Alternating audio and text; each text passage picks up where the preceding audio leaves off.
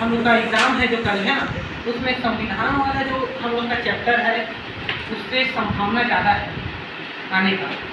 संविधान वाले चैप्टर को बहुत अच्छे से देखिए। पिछला जो एग्ज़ाम है इसमें चंगेज़ खान वाला बहुत सारा आया था, और जो हम लोग का हिजरी संवत था तो हिजरी संवत वाला भी क्वेश्चन आया था, लेकिन हुआ क्या कि एक ही चैप्टर से ज़्यादा सवाल आ गया। ब्लूप्रिंट के हिसाब से जितना उसमें होना चाहिए उतना नहीं था, ज़्यादा सवाल आ गया था। इस कारण हिजरी संवत वाले को ना काट दिया पूरी बात। लेकिन पैगंबर मोहम्मद साहब का जीवन परिचय तो आया था, है ना। तो कहने का मतलब जितना भी हिस्ट्री में जो मैं वीडियो बनाया था और जो भी मैं एंटी क्वेश्चन टिक लगाया था, सारा क्वेश्चन उसी के अंदर से आया। अब ऐसा तो नहीं है ना कि भाई पेपर हो रहा है तो मैं 25 सवाल टिक लगा दिया, यही देख लेना यही आएगा, तो गलत बात है ना। फिर तो सीधा पेपर ही ओपन हो गया। फिर मैं लगाया था 50-60 टिक लगाया था और मैक्सिमम उसी के अंदर से आया। सारा जो क्वेश्चन है वो वीडियो के अंदर से भी आया। तो तैयारी कैसे करना है, जो मैं टिक लगाया हूँ आईएमपी सवाल, समय ज़्यादा बचा नहीं है, बस उसी आईएमपी एक एक सवाल को पकड़ो और उसको अच्छे से तैयार करो। और दूसरा, ये जो वीडियोस है खाली समय में ना, क्योंकि कई बार होता है हम खाली पीली बैठे रहते हैं। जब पढ़ने का समय है तो केवल आईएमपी सवाल को पढ़ो, और जब पढ़ने का समय तुम बोर हो गए पढ़ के तो खाली समय में वीडियो देखो। ये वीडियो ऐसा चीज़ है जो थोड़ा इंटरटेनिंग है, मज़ेदार है। उसको आराम से यूट्यूब वगैरह चलाते हो ना, मोबाइल चलाने का मन करता है, उसी को चलाओ खोल के, चलते रहे, चालू करके छोड़ दो बस, है ना। घर में कम से कम आवाज़ गूंजते रहेगा, कुछ तो दिमाग में घुसेगा। कई बार होता है ना, कुछ भी शब्द अचानक से हमारे ध्यान में आ जाता है, हाँ ये तो मैं सुना था, ऐसा करके चालू करके छोड़ दो। मतलब जो सवाल आएगा वो आपके पास है, कोई कहीं बुक से किसी मॉडल पेपर से कहीं से कुछ नहीं आ रहा है। जो सवाल आएगा ये मैं सारा बता चुका हूँ, उसी के अंदर से आएगा। जितना भी आईएमपी क्वेश्चंस बताया हूँ सारा उसी के अंदर से आ रहा है, अभी भी आएगा, आगे भी आएगा, और जितना वीडियो बनाया हूँ सब उसी के अंदर से आएगा। ये तो 11वीं की बात है ना। 12वीं में भी जैसे मैं अभी तुम लोग को दिखाया है ना, 3 महीना 4 महीना जो हम लोग का पहला मैं टेस्ट सीरीज लिया हूँ, है ना। ये जो टेस्ट सीरीज, ये जो डेट है इसमें 10/12/2021 का ये जो मैं टेस्ट सीरीज कितना क्वेश्चन लिया हूँ, 11 क्वेश्चन, पूरा का 11 क्वेश्चन फंसा है बोर्ड पेपर में। और ये टेस्ट सीरीज मैं कब लिया हूँ, 3 महीना पहले 10/12/2021 को। और अभी जो हम लोग का ये पेपर हुआ है ना, ये जो पॉलिटिकल साइंस का 12वीं बोर्ड का जो पेपर हुआ, पूरा 11 का 11 सवाल फंसा है। तो मेरे को भी पता नहीं था, अभी 11वीं का खोलते खोलते बीच में ये निकल गया, तो इसको मैं देखा तो मेरे को भी पता चला, अरे यार ये सारा तो मैं क्वेश्चन दिया था। तो बस यकीन करो, है ना, हमारे ऊपर बस भरोसा रखो। जैसे अर्जुन किया था कृष्ण के ऊपर भरोसा ना, अर्जुन कभी भी मदद नहीं किया, कृष्ण जो है ना, अर्जुन का कभी मदद नहीं, वो पहले ही बोल दिया था मैं हथियार उठा लूंगा तो 1 सेकंड में युद्ध खत्म हो जाएगा, लेकिन तुमको अपने मेहनत से पास होना है। वैसे ही मैं तुम सबको बोल रहा हूँ, ये बिल्कुल धोखे में मत रहना कि मेरे पास आते हो, पढ़ते हो, पास हो जाओगे। जो पेपर बनाएगा वो पास होगा, एकदम क्लीन पेपर है। जो पेपर बनाएगा वो पास होगा, और जो नहीं बनाएगा, चाहे वो कोई भी हो, राजा का भी बेटा रहेगा, उसको नहीं कर पाएंगे, है ना, कुछ नहीं हो पाएगा। फिर ईमानदारी से घर में पढ़ाई करो, कोई शंका मत रखो दिमाग में, अच्छे से पढ़ाई करो। आईएमपी सवाल सारा बता दिया गया है, वही आएगा, उसी के अंदर से आएगा। 60-70 सवाल जो भी मैं टिक लगाया हूँ अच्छे से देख लो, पूरे बुक का आईएमपी सवाल है वो सारा वीडियोस देख लो। संविधान वाला को थोड़ा अच्छे से देखना, संविधान वाला मैं बहुत सारा वीडियोस बनाया हूँ, है ना। संविधान, इंडियन कॉन्स्टिट्यूशन, मौलिक अधिकार का तो अलग से ही बना दिया हूँ। मौलिक अधिकार को सारे वीडियो को बहुत अच्छे से देखना। और संविधान वाला जो हम लोग का चैप्टर है ना, संविधान वाला, सबसे पहला सवाल जैसे आ गया संविधान, बुक को खोलेंगे सबसे पहला सवाल यही होता है, संविधान क्या है। तो भाई संविधान क्या है, तो किसी देश को चलाने के लिए, किसी भी देश को चलाने के लिए जो नियम कायदे कानून की जरूरत होती है, उन्हीं नियम कायदे कानून का जो किताब होता है उसको संविधान कहते हैं। एकदम सिंपल सा, सरल सा, एक लाइन में, है ना। क्योंकि सवाल आ जाता है ऐसा नहीं 5 नंबर में आ जाएगा सवाल, छोटा सवाल है, इसको बड़ा करके लिख भी नहीं सकते, इतना ही आएगा, 2 से 3 नंबर में आएगा। संविधान क्या है, किसी भी देश को चलाने के लिए जो नियम कानून की जरूरत पड़ती है, उसी नियम कानून के समूह को संविधान कहते हैं। मैं पहले क्या बोला था, उसी नियम कानून के किताब को संविधान बोलते हैं। तो जरूरी नहीं है किताब बनाना, है ना। कई ऐसा देश है जहाँ पर का संविधान लिखित नहीं है, मौखिक है ना। जैसे एग्जाम्पल में क्या आ जाएगा हम लोग का, अमेरिका। अमेरिका का संविधान मौखिक संविधान है, लिखित संविधान नहीं है। तो ऐसा नहीं है किताब बना रहेगा तभी उसको संविधान बोलेंगे। किसी भी देश को चलाने के लिए जो नियम कानून की जरूरत पड़ती है, उसी नियम कानून को जब एक साथ समूह में रखते हैं तो नियम कानून के उस समूह को संविधान कहते हैं। सबसे सिंपल। अब हम अपने भारतीय संविधान की बात करें तो भारतीय संविधान विश्व का सबसे बड़ा संविधान है। अमेरिका की संविधान की बात करें तो अमेरिका का संविधान विश्व का सबसे प्रथम, सबसे पहला संविधान है ना। विश्व का सबसे पहला संविधान अमेरिका का संविधान। और अगर विश्व का सबसे पहला लिखित संविधान बोले, क्योंकि ये संविधान विश्व का सबसे पहला संविधान है ना, 18वीं शताब्दी में बना लिया था वो। लेकिन अगर विश्व का सबसे पहला लिखित संविधान बोले तो वो ब्रिटेन का है, यूनाइटेड किंगडम ब्रिटेन का है ना, सबसे प्रथम। ये भी प्रथम है लेकिन ये मौखिक है, लिखित नहीं है। और सबसे पहला मौखिक नहीं लिखित संविधान तो वो बोले तो वो यूके का है। हमारे भारतीय संविधान को बनाने वाले जो लोग थे वो क्या थे, 389 लोगों की संख्या कितनी थी भारतीय संविधान में, सदस्यों की संख्या 389। अब देखो हम बात करते हैं कि भाई संविधान सभा, जो हम लोग का संविधान सभा है ना, ये जो 389 लोग हैं, इन 389 लोगों को कई ग्रुप में बांट दिया गया। 25 लोगों का, 15 लोगों का, 10 लोगों का, 7 लोगों का, ऐसा बहुत सारा ग्रुप बना दिया जिसको समिति बोलते थे, संविधान सभा की समिति। और इन समिति का हेड होता था। जैसे प्रारूप समिति, हमारा संविधान दिखेगा कैसे, तो संविधान की किताब को देखोगे है ना, कैसा दिखता है संविधान का किताब, और कौन सा चैप्टर पहले होगा, कौन सा चैप्टर बाद में होगा, ये प्रारूप। तो संविधान की प्रारूप समिति के सदस्य कौन थे, तो बहुत जने थे ना, 6 जने सदस्य थे। और भीमराव अम्बेडकर जी क्या थे, उसके अध्यक्ष थे। प्रारूप समिति के अध्यक्ष डॉक्टर भीमराव अम्बेडकर। नीति एवं निर्देशन समिति के जो थे डॉक्टर राजेंद्र प्रसाद शुक्ल जी थे, है ना। और आंतरिक मामलों के अध्यक्ष, है ना, संविधान सभा में देश के अंदर कोई कानून बनाना है आंतरिक मामलों, तो उसके अध्यक्ष कौन थे, सरदार वल्लभ भाई पटेल। बाहरी मामलों, विदेशी मामलों के अध्यक्ष कौन थे, जवाहरलाल नेहरू। झंडा समिति के अध्यक्ष कौन थे, जेबी कृपलानी। तो ये कुछ समितियों में 389 लोगों को जो है कुछ समितियों में बांट दिया गया है। और उसके अध्यक्ष के नाम ये जो है आपको पता होना चाहिए। हमारे यहाँ जितने भी राज्य हैं, हमारे यहाँ जो भारत में राज्य हैं, उन राज्यों में विधानसभा सीटें कितनी हैं। अभी वर्तमान में चुनाव हुआ ना पंजाब में, है, और जो चुनाव हुआ है हमारे यहाँ यूपी में 5 जगह पर, तो वहाँ पर ये है ना कि कौन जीता कौन हारा, ये तो नहीं आएगा, कॉम्पिटिशन लेवल पर है। लेकिन पंजाब में कितनी विधानसभा सीटें हैं, यूपी में कितनी विधानसभा सीटें हैं, जैसे हम यूपी में देखेंगे 403 विधानसभा सीट। छत्तीसगढ़ में कितना विधानसभा सीट है, 90। मणिपुर, मेघालय, ये सब में पूर्वोत्तर क्षेत्र में कितनी विधानसभा सीट है, 60। इस प्रकार से राज्यों में कहां पर कितनी विधानसभा सीटें हैं, इसको थोड़ा सा एक बार देखते हो सकता है सही जोड़ी या खाली स्थान में आ जाए, है ना। इस तरफ दे देगा उत्तर प्रदेश, इस तरफ दे देगा छत्तीसगढ़, इस तरफ दे देगा उत्तर प्रदेश, है ना, ऐसे ही दे देगा। और इस तरफ विधानसभा सीटों की संख्या दे देगा। आपको मैच करना है। उत्तर प्रदेश में यहाँ 403 है, छत्तीसगढ़ में 90 है, गोवा में इतना है, मणिपुर में इतना है, मिजोरम में इतना है, महाराष्ट्र में इतना है। ये आपको बताना है। विधानसभा सीटों के बारे में पूछ सकता है। हमारे सिलेबस में है ना, ये हमारे सिलेबस में है, लेकिन वर्तमान में चुनाव भी हुआ है तो ज़्यादा इंपॉर्टेंट हो जाता है वो टॉपिक हमारा। तो ये जो है एग्जाम में पूछ सकता है, आप इसको बिल्कुल देख लीजिए, ठीक है। मौलिक अधिकारों को बहुत अच्छे से देख के जाना। मौलिक अधिकार पूछेगा ही पूछेगा पेपर में, IMP वाला बात ही नहीं है ना। मौलिक अधिकार बहुत बड़ा टॉपिक है, बहुत बड़ा चैप्टर है। जो वीडियो बनाया हूँ, वीडियो को बार बार देखो। उसको अभी भी आपके पास क्या है, बहुत समय है, कल है पेपर, है ना।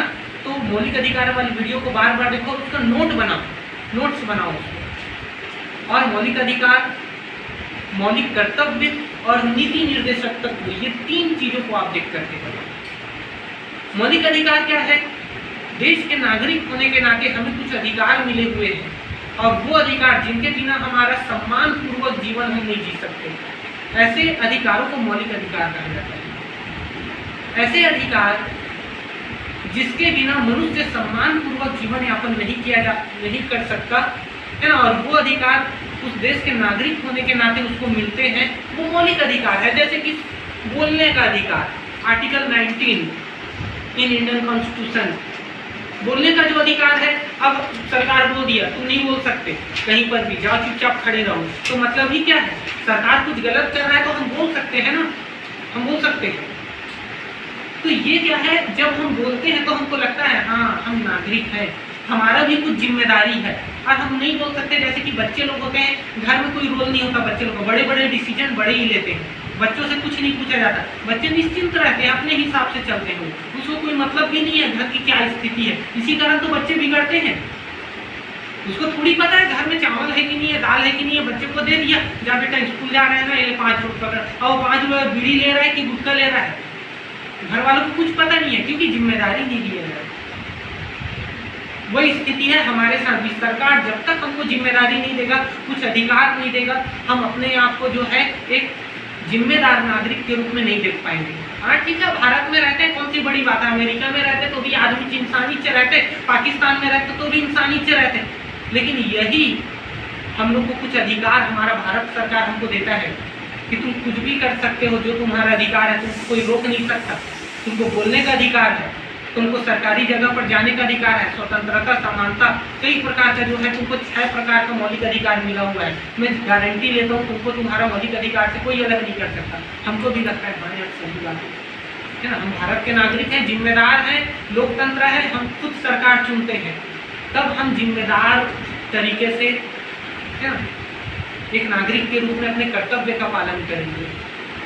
तो ये बहुत जरूरी है ना, हमें हमारे मौलिक अधिकारों का पता होना चाहिए। एक एग्जाम की दृष्टिकोण से नहीं कि हाँ चलो भाई एग्जाम आने वाला है, याद कर लेते हैं, लिख देंगे। एक नागरिक होने के नाते हमें हमारा मौलिक अधिकार पता होना चाहिए, हमें हमारा मौलिक कर्तव्य भी पता होना चाहिए। मौलिक कर्तव्य, एक देश के नागरिक होने के नाते हमारा देश के प्रति कुछ कर्तव्य बनता है, इसी को मौलिक कर्तव्य बोलते हैं।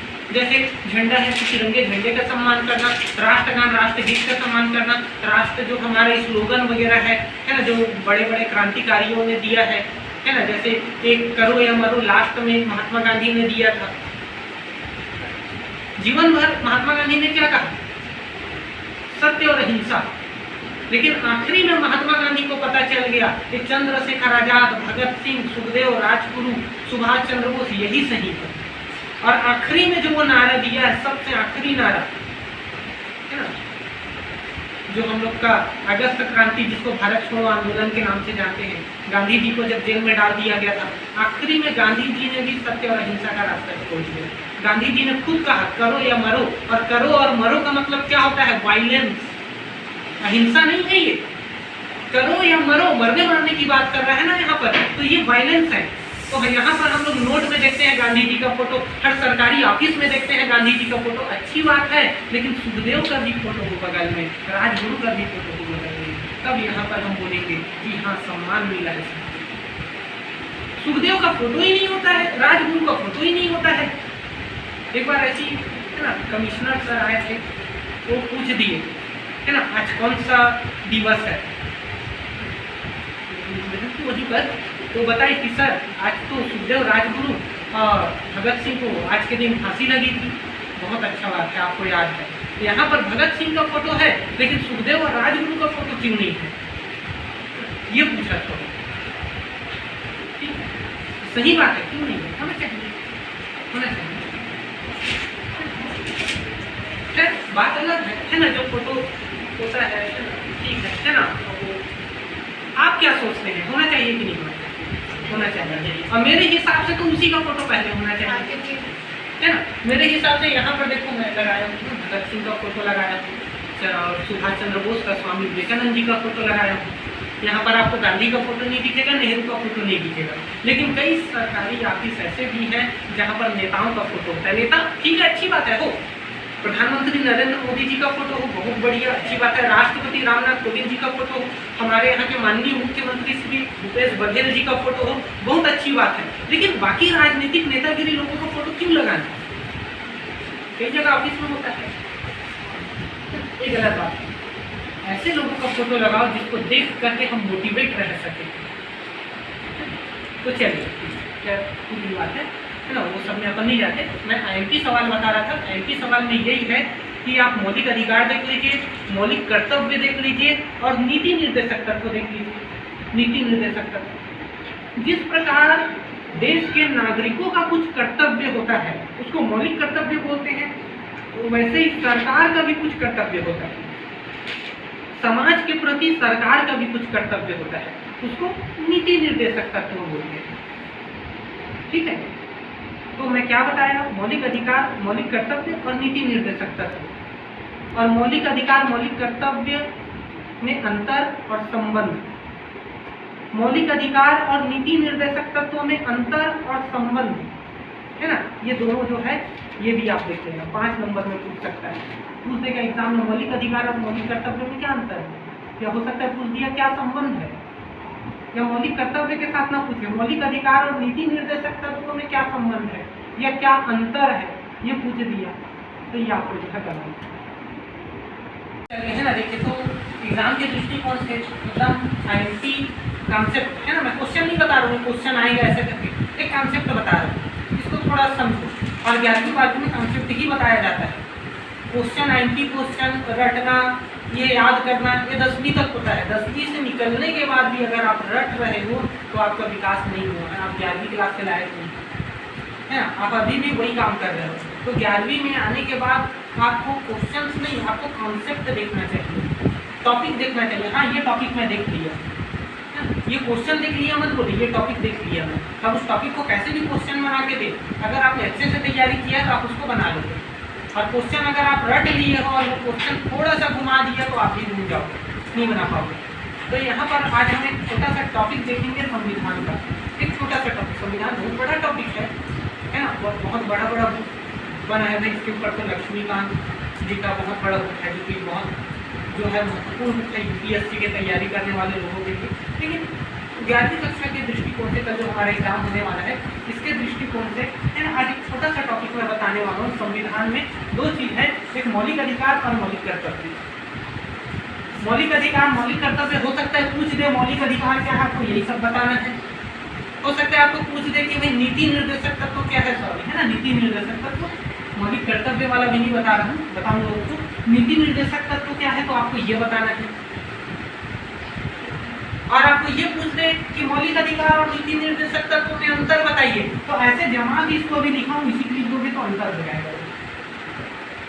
ठीक है, तो सबसे पहले हम समझते हैं संविधान क्या है। तो संविधान क्या है मैं बता चुका हूँ एक बार पिछले वीडियो में, कि किसी भी देश को चलाने के लिए कुछ नियम कानून की जरूरत पड़ती है, इसी नियम कानून के समूह को संविधान कहते हैं। अब देखिए, संविधान में ही आता है बहुत सारी चीजें है, संविधान में तो बहुत सारे आर्टिकल हैं, बहुत सारे भाग हैं उसके। तो संविधान में ये जो है हमारा मौलिक अधिकार है ना, ये थोड़ा इम्पोर्टेंट है एग्जाम के दृष्टिकोण से। और एक है नीति निर्देशक तत्व। तो मौलिक अधिकार किसे कहते हैं, सबसे पहला सवाल एग्जाम में ये पूछ सकता है।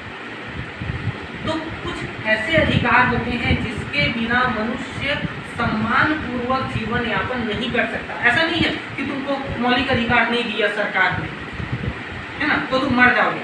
जंगलों में कितने सारे जानवर रहते हैं, उसको कोई मौलिक अधिकार नहीं है, वो वोट डाल सकते हैं क्या? जानवर मान लो कोई कुत्ता घूम रहा है मोहल्ले में, वोट डालेगा वो? नहीं डालेगा ना, तो मर जाएगा क्या? वो नहीं मर सकता, लेकिन सम्मान पूर्वक नहीं जी सकता। अभी कुत्ता मेरे गेट में आ जाएगा, मैं उसको जोर से एक डंडा मार के भगा दूंगा। कोई इंसान आ जाएगा मेरे गेट के सामने, मैं मार सकता हूँ क्या? नहीं मार सकता, गलत हो जाएगा ना, वो मेरे ऊपर केस कर सकता है। अधिकार है उसको, मेरे घर अंदर थोड़ी घुस गया, गेट के सामने खड़ा है, किसी काम से आया होगा। तो ऐसा नहीं है मौलिक अधिकार नहीं मिला तो मर जाएंगे, लेकिन मौलिक अधिकार के बिना मनुष्य सम्मान पूर्वक जीवन यापन नहीं कर सकता। तो भाई मौलिक अधिकार क्या है? कुछ ऐसे अधिकार होते हैं जिसके बिना मनुष्य सम्मान पूर्वक जीवन यापन नहीं कर सकता। और उस मनुष्य को अपना विकास करने के लिए कुछ अधिकारों की जरूरत होती है। इसी को मौलिक अधिकार कहते हैं।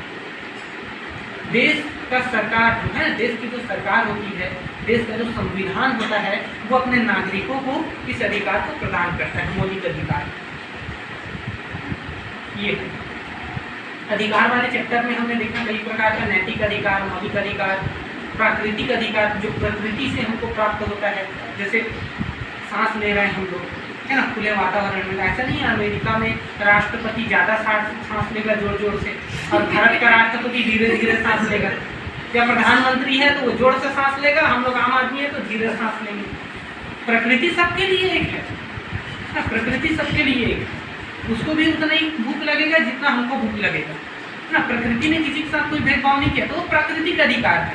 तो मौलिक अधिकार नहीं है कि वो संविधान से हमको मिला है, प्राकृतिक अधिकार है। ऐसे संविधान में एक बात बोला गया है, जीने का अधिकार, जीने का अधिकार। लेकिन यहाँ पर कई लोग क्या किए हैं, प्रदूषित कर दिए हैं पर्यावरण को, जिससे हमारे जीने के अधिकार का उल्लंघन होता है। कौन सा आर्टिकल में है जीने का अधिकार? आर्टिकल 21 का है ना, 21 का। ये सब आर्टिकल 21 इसी में है। जीने का अधिकार, शिक्षा का अधिकार, सब इसी में आता है ना।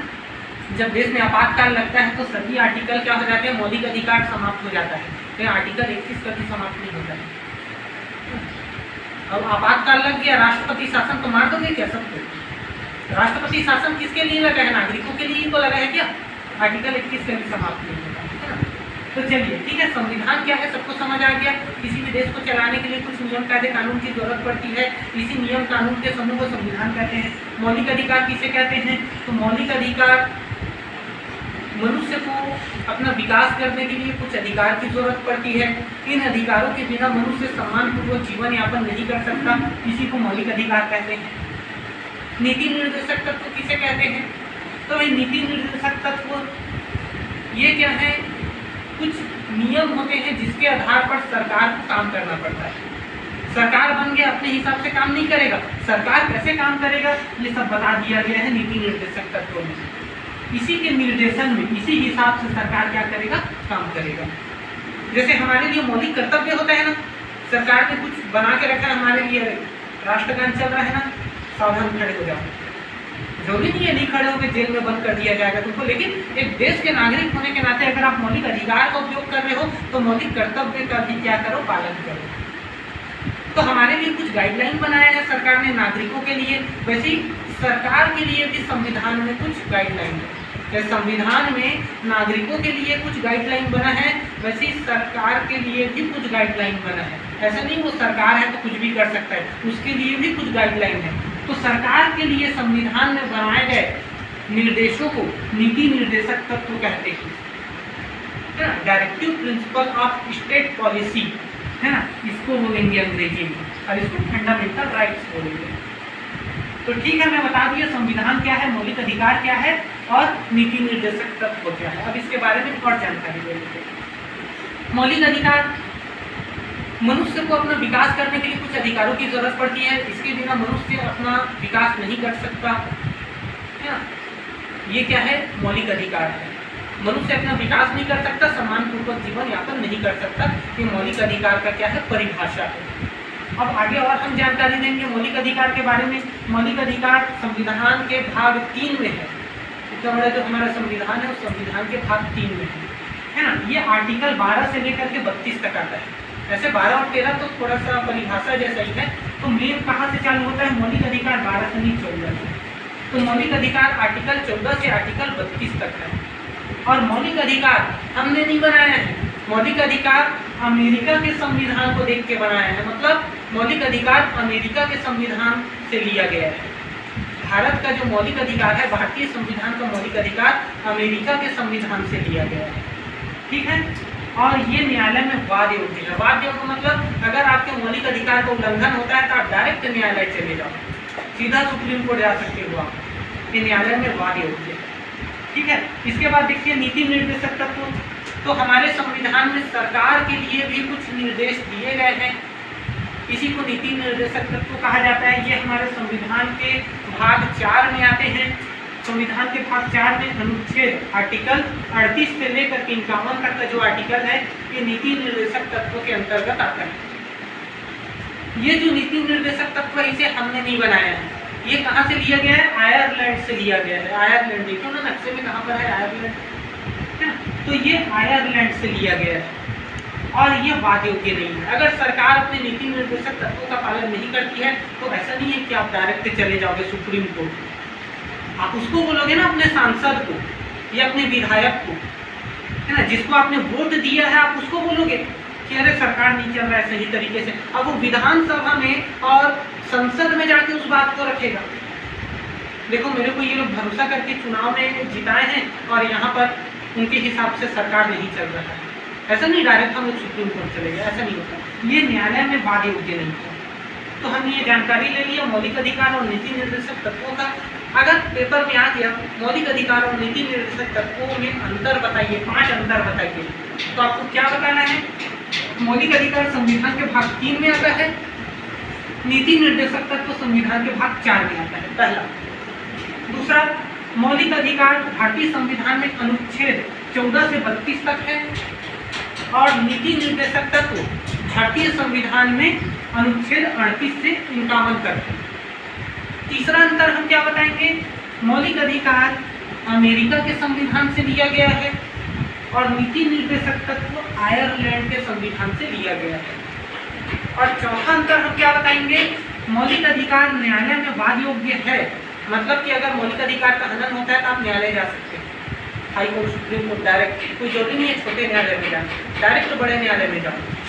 और नीति निर्देशक तत्व न्यायालय में वाद योग्य नहीं है, मतलब इस टॉपिक को लेकर आप न्यायालय में नहीं जा सकते। ये मैं अंतर के हिसाब से बता दिया, 4 बता दिया, एक आप बोलो, कुछ तो करो, बुक को खोलो कम से कम और एक अंतर निकालो ना। 4 में बता दिया, तो ये बहुत बढ़िया टॉपिक था ना, जिसको आज मैं आपको बताया। अच्छे से तैयारी करो पेपर का और फिर पास हो जाओ, बाद में बाकी क्लास में मिलेंगे जी। और क्या, और नहीं अगर अच्छे से दिलाते हो पेपर को, उल्टा पुल्टा कर रहे हो, जो मन में आ रहा है वो भी मिलेंगे, ऐसी बात नहीं। ओपन में मिलेंगे, ओपन के लाइन में लगोगे ना तो वहाँ पर भी तो वही बैठे रहोगे, क्या ओपन में मिलेंगे, है ना। और पास हो गए तो 12वीं में मिलेंगे। 1 साल साथ में रहेंगे, बताओ, 1 साल तक साथ रहेगा हम लोग का। और अगर अच्छे से पेपर नहीं दिलाए तो आना, फिर एक दिन मिलेंगे, एक दिन फॉर्म भरने आना, एडमिट कार्ड लेने आना, खत्म। ओपन करें तो चॉइस तुम्हारे पास है, अपने भाग्य विधाता तुम खोलो, है ना, होते हैं भारत भाग्य विधाता। पंडित महाराज लोग सब क्या करते हैं? हाथ को देखते हैं, दिखा तेरे किस्मत में सरकारी नौकरी है कि नहीं है। पेट में से नेत्र, पेट को उघाड़, पेट को देखो। पेट को क्यों नहीं देखते हैं? नेत्र पीठ को उघाड़, तेरा पीठ को देखता हूँ। किस्मत जब देखते हैं हाथी में क्यों देखते हैं? क्योंकि आपके हाथी में आपका किस्मत है। बदलोगे तो आप ही बदलोगे। आप पेन पकड़िए, बुक खोलिए, पढ़िए, एग्जाम में जाइए, पेन पकड़िए, लिखिए, अपना किस्मत आप खुद बनाएंगे। इसी कारण हमारे देश का जो हमारा राष्ट्रगान है उसमें बताया गया है भारत भाग्य विधाता। भारत मतलब हम भारत के लोग, आप स्वयं भारत के क्या है? विधाता है। अपने भाग्य की भी विधाता है और भारत देश के भी भाग्य की विधाता है। अच्छे पोस्ट पर पहुंच जाओगे आप लोग कल के समय में तो देश चलाओगे और देश का भाग्य निर्धारित करोगे। अभी आप अपना भाग्य निर्धारित कर रहे हैं, ठीक है। तो अच्छे से तैयारी कीजिए, फिर नेक्स्ट ईयर जो है मिलेंगे कोचिंग में, है ना। चलो।